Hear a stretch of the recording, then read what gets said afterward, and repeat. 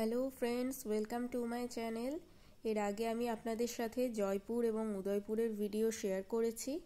আমি এখন চলে এসেছি মাউন্ট আবুতে। উদয়পুর থেকে আমি বাই কারে চলে এসেছি মাউন্ট আবু। 200 কিলোমিটার ডিস্টেন্স আছে মাউন্ট আবু, তো 4 ঘন্টা মতো সময় লাগে। কিন্তু আমি সকালে বেরিয়ে একদম সন্ধ্যাবেলা ফিরেছি। মাঝে আমি যে সমস্ত সাইট সিন আছে আসার পথে পড়ে সেগুলো দেখে নিয়েছিলাম। তো প্রথমেই আপনারা দেখছেন এটা একটা জৈন টেম্পল, দিলওয়াড়া টেম্পল। এখানে আমি এসছি। তো এখানে ফটোগ্রাফি নিষেধ ছিল, যে কারণে আমি আপনাদের মন্দিরের বাইরের অংশটার ভিডিও আপনাদেরকে শেয়ার করছি। আপনারা এলে অবশ্যই এই মন্দিরটি যাবেন। ভিতরের কারুকার্য অসাধারণ, খুবই সুন্দর। এরপরে এই যে দেখছেন এটা হচ্ছে অর্বুদা দেবীর একটি মন্দির আছে। এই অর্বুদা টেম্পলটা একদম পাহাড়ের উঁচুতে, প্রচুর সিঁড়ি আছে, সিঁড়ি ভেঙে আপনাদেরকে উঠতে হবে। 350 মতো সিঁড়ি আছে। এখানে যে অর্বুদা দেবীর টেম্পলটা আছে, এখানে দেবী হচ্ছে দুর্গা, দুর্গাকেই এখানে অর্বুদা বলা হচ্ছে। আর এই অর্বুদার নাম থেকেই এখানে আবু কথাটি এসছে। আপনারা এখন যে জায়গাটা দেখছেন এটা অর্বুদা দেবী টেম্পলে যাওয়ার আগে যে রাস্তাটা, এই রাস্তাটা দেখছেন চারিদিকে পাহাড়ে ঘেরা, খুবই সুন্দর। প্রচুর দোকানপাটও রয়েছে।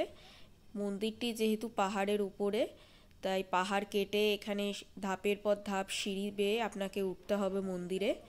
350 মতো সিঁড়ি আছে।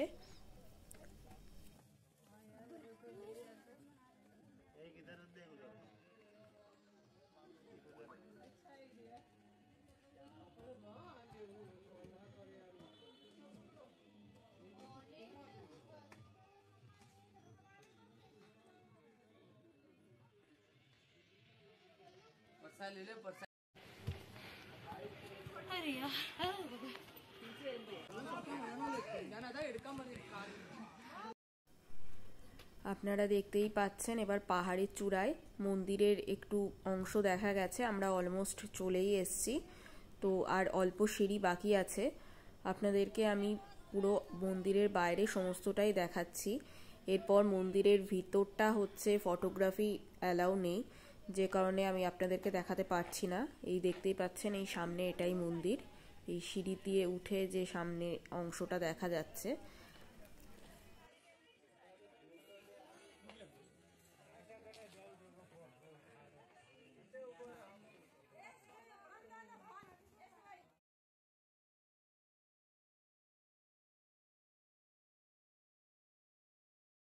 এরপর আমি চলে এসেছি নাক্কি লেকে। চারপাশে পাহাড় দিয়ে ঘেরা, খুবই সুন্দর এই লেকটি। কথিত আছে রাক্ষসদের অত্যাচারে জর্জরিত দেবতারা ব্রহ্মার পরামর্শে এই পর্বতে এসেছিলেন যজ্ঞ করতে, আর তখন নখ দিয়ে খনন করে এই লেকটি তৈরি করেছিলেন দেবতারা। সেখান থেকে এই লেকটির নাম হয়েছে নাক্কি লেক। তাছাড়াও এই লেকে গান্ধীজির অস্থি বিসর্জন করা হয়েছে। আপনারা দেখতেই পাচ্ছেন খুবই সুন্দর এই লেকটি, চারিপাশে পাহাড় দিয়ে ঘেরা।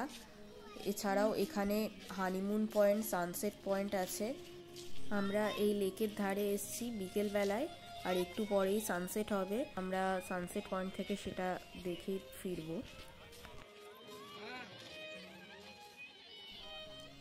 আপনাদেরকে আমি লেকের চারিপাশটা দেখাচ্ছি। ভীষণ জমজমাটি জায়গা, অনেকটা পাহাড়ি এলাকায় যে ম্যাল থাকে ম্যালের মতো।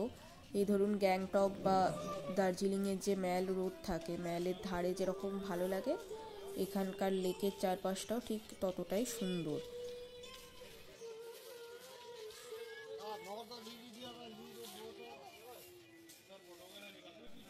এরপরে আমরা আবার পৌঁছে গেছি আবু রোড রেলওয়ে স্টেশনে। আমরা যেহেতু ট্রেনে পুরো ট্রিপটা অ্যারেঞ্জ করেছি রাজস্থানের, তো সেই হিসেবে আমরা চেষ্টা করেছি যতগুলো পসিবল রিটায়ারিং রুম বুক করার।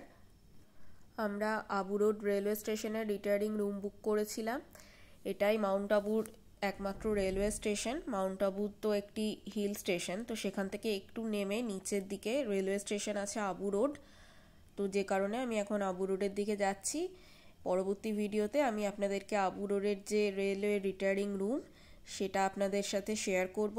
এছাড়া আপনারা চাইলে অবশ্যই হোটেলে থাকতে পারেন। আর আমার এই ভিডিওটি যদি আপনাদের ভালো লেগে থাকে তাহলে অবশ্যই আপনারা চ্যানেলটিকে সাবস্ক্রাইব করবেন এবং ভিডিওটিকে লাইক, কমেন্ট, শেয়ার করে আমার পাশে থাকবেন। দেখা হচ্ছে খুব তাড়াতাড়ি। ধন্যবাদ।